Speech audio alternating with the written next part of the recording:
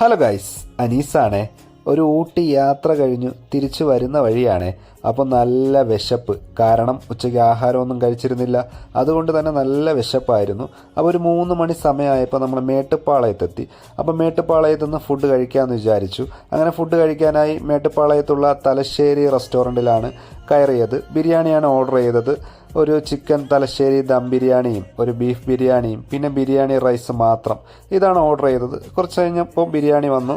ആദ്യം ബീഫ് ബിരിയാണിയാണ് കഴിച്ചത്. ആദ്യം ആ ബിരിയാണിയുടെ റൈസ് മാത്രം ഒന്ന് കഴിച്ചു നോക്കി. അത് കഴിഞ്ഞ് ആ സലാഡും ആ ബീഫിൻ്റെ പീസും ആ മസാലയും എല്ലാം കൂടെ കൂട്ടിക്കുഴച്ചൊന്ന് കഴിച്ചു. അത് കഴിഞ്ഞ് ആ ബീട്രൂട്ട് അച്ചാറും ആ റൈസും ആ മസാലയും എല്ലാം കൂടെ കൂട്ടിക്കുഴച്ചൊന്ന് കഴിച്ചു. നല്ലൊരു ബീഫ് ബിരിയാണി ആയിരുന്നു. അത് കഴിഞ്ഞ് അവിടെ നിന്ന് വാങ്ങിച്ച ബിരിയാണി റൈസ് മാത്രം അത് കഴിച്ചു. അത് നല്ല ടേസ്റ്റ് ആയിരുന്നു. അത് കഴിഞ്ഞ് ചിക്കൻ ബിരിയാണി ഒന്ന് ട്രൈ ചെയ്തു. അത് നല്ല ടേസ്റ്റ് ആയിരുന്നു. ബിരിയാണി എല്ലാം അടിപൊളിയായിരുന്നു.